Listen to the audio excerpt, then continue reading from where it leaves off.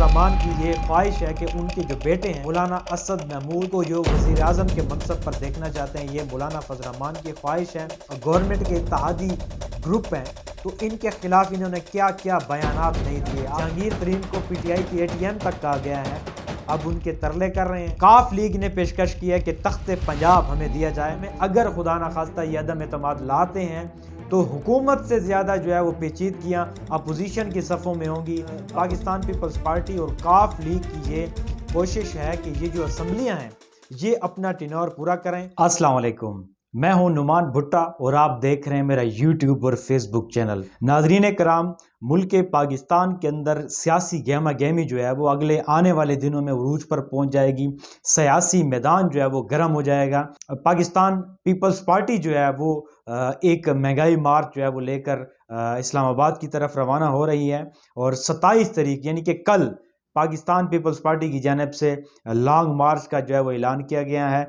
इसके साथ साथ जो पाकिस्तान तहरीक इंसाफ है, मौजूदा गवर्नमेंट, इन्होंने अपनी जो सिंध हुकूक के नाम पे एक मार्च निकाला है और वो इन्होंने कराची की तरफ अपना मार्च लेके जाना है।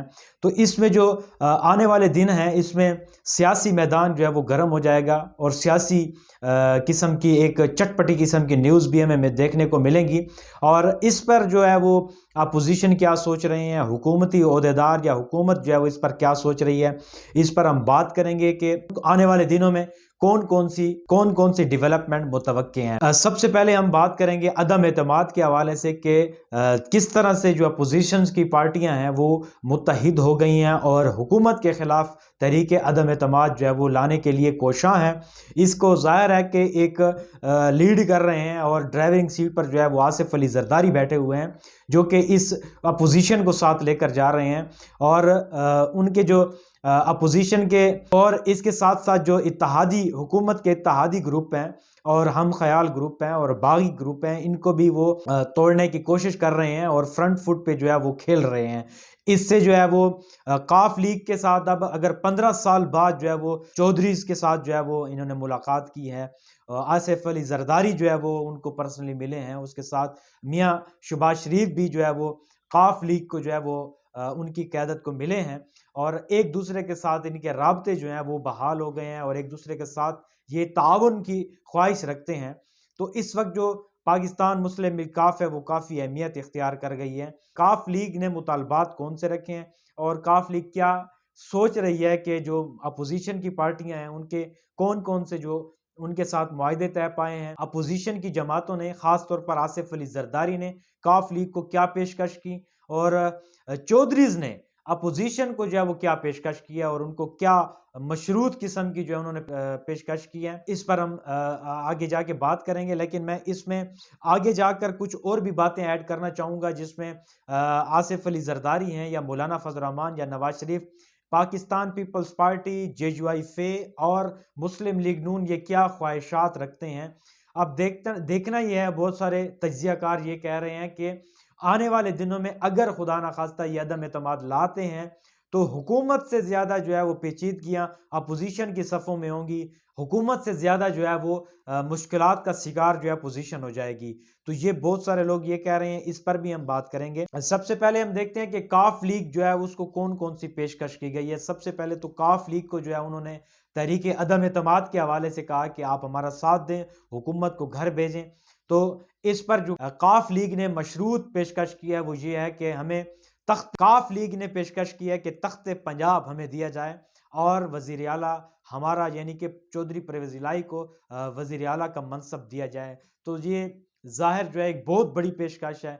मेरे ख्याल में यही लगता है कि चौधरी परवेज़ इलाही ने एक ऐसी पेशकश की है कि जिस पे यानी कि ना साथ ना देने वाली बात है, क्योंकि उन्हें इतनी बड़ी डिमांड कर दी है। बहरहाल अपोजिशन इस वक्त ऐसे स्टेज पर खड़ी हुई है और पाकिस्तान मुस्लिम लीग नून और पाकिस्तान पीपल्स पार्टी एक ऐसे स्टेज पर खड़े हुए हैं कि वो किसी भी कंप्रोमाइज़ के लिए वो तैयार हैं और पेशकश के ऊपर उन्होंने बहरहाल वक्त मांगा है। अभी हतमी फैसला उन्होंने नहीं किया, जब वो अपना हतमी फैसला देंगे तो वो भी हम अपने नाजरीन के साथ शेयर करेंगे।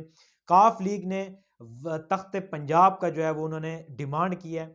अब देखना यह है कि पाकिस्तान मुस्लिम लीग नून को उन पर कितना एतमाद है और चौधरीज को नवाज शरीफ और दीगर जो पाकिस्तान मुस्लिम लीग नून के कायदीन हैं उन पर कितना एतमाद है। तो इस पर हम आगे जाके बात करेंगे, लेकिन मेरा ज़ाती यही ख्याल है कि पाकिस्तान मुस्लिम लीग नून जो है वो कभी भी नहीं चाहेगी कि हम अपना होम ग्राउंड जो है वो काफ लीग को दे दें, क्योंकि देखना यह है कि अगला जो इंतखाबात आएंगे उसमें अगर 6 महीने के लिए भी चौधरी परवेज़ को जो है वो वज़ीर आला का मनसब दे दिया जाए, तो अगर उन्होंने परफॉर्म कर लिया तो ये बहरहाल पाकिस्तान मुस्लिम लीग नून के लिए बहुत बड़ा ख़तरा होगा और वो नहीं चाहेंगे कि वो अपना होम ग्राउंड दें।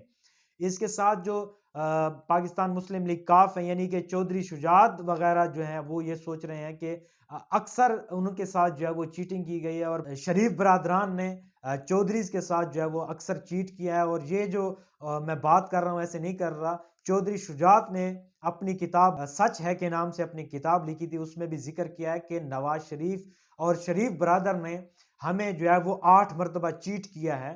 तो अब देखते हैं कि वो इस मर्तबा उनके ऊपर एतमाद करते हैं। बहरहाल उन्होंने भी वक्त मांगा है इस पर हतमी फैसले के लिए। नवाज शरीफ की पार्टी जो है वो उसका जो है वो अगला लाएअमल क्या होगा।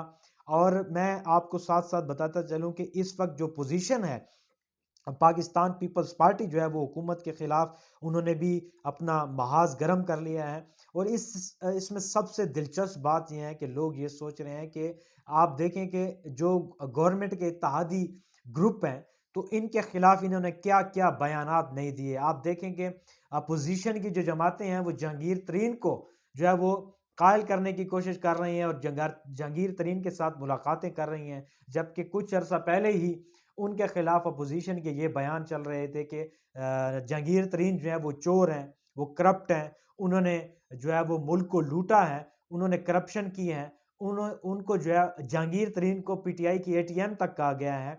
अब जो है वो उनके साथ इत्तेहाद करने के लिए जा रहे हैं, अब उनके तरले कर रहे हैं कि हमें जो है वो आपकी सपोर्ट चाहिए, हुकूमत के खिलाफ जो अदम एतमाद है उसमें हमें हमारा साथ दें। तो ये मामले जो है मामलात जो हैं वो चल पड़े हैं। इस पर अभी तक जो जहांगीर तरीन ग्रुप है जो कि एक बहुत अहमियत का हामिल है, वो उन्होंने अपना हतमी फैसला नहीं दिया है और ये नहीं कहा, उन्होंने पीटीआई से अलहदगी का ऐलान नहीं किया और पीटीआई को जो है अभी तक वो उनके साथ सपोर्ट करने का जो है वो दावा कर रहे हैं। तो वो ये भी मामला एक तरफ है और दूसरा ये है कि पाकिस्तान मुस्लिम लीग काफ के हवाले से ये भी कहा जा रहा है कि मुस्लिम लीग काफ की जानिब से भी एक वाज़े तौर पर ये पैगाम नहीं दिया गया कि हम आपके साथ ताउन करेंगे, हम आपके साथ चलेंगे।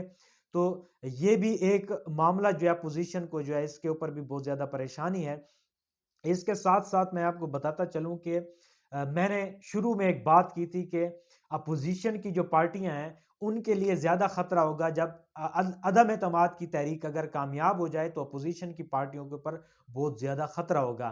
तो इस पर मैं इसलिए कह रहा हूँ कि आप देखें कि जितनी भी अपोज़िशन की जमातें हैं, सबकी अपनी-अपनी ख्वाहिशात हैं, सब अपनी-अपनी जगह पर जो है वो बारात लेना चाहते हैं, उनके अपने-अपने इसमें मफादात हैं। इसमें जो है वो पाकिस्तान मुस्लिम लीग नून और पीपल्स पार्टी और दीगर अपोजिशन की जो जमातें हैं, इनकी क्या ख्वाहिशात हैं ये भी मैं आपके साथ शेयर करते जाऊँ।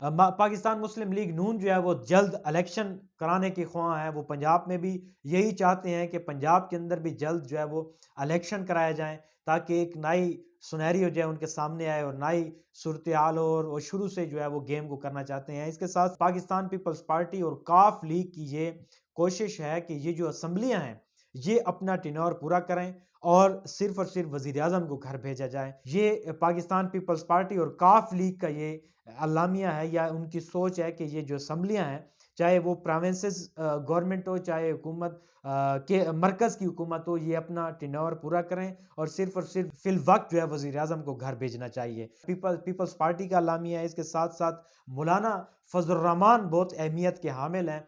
वो ये समझते हैं कि जिस तरह से उन्होंने मिलियन मार्च किए हैं और पब्लिक जो है वो हमारे साथ है, मौलाना फजल रहमान के साथ ज़ाहिरी तौर पर बहुत ज़्यादा पब्लिक है, उसके साथ लोग हैं, उसके साथ मदारिस के, मसाजिद के, दीगर मकातब फ़िक्र के भी लोग उसके साथ हैं। तो मौलाना साहब ये समझते हैं कि हमारी चूँकि क़ुव्वत ज़्यादा है, हम किसी भी पार्टी के साथ अगर मिल जाएँगे तो हमारी क़ुव्वत जो है वो ज़्यादा है और उन्होंने ज़ाहिर किया है माज़ी में मिलियन मार्च करके उन्होंने ये साबित किया है कि उनके पास अवामी क़ुव्वत बहरहाल है। तो मौलाना फजल रहमान की ये ख्वाहिश है कि उनके जो बेटे हैं मौलाना असद महमूद, उनको जो वज़ीर आज़म के मनसब पर देखना चाहते हैं, ये मौलाना फज़ल रहमान की ख्वाहिश है। वो ये चाहते हैं कि कुछ अरसे के लिए हो, लेकिन ये है कि हमारा बेटा जो है मौलाना असद महमूद जो है उसको वज़ीर आज़म की जो है वो मनसब पर देखना चाहते हैं। ये तो जेजुआई की ख्वाहिश है।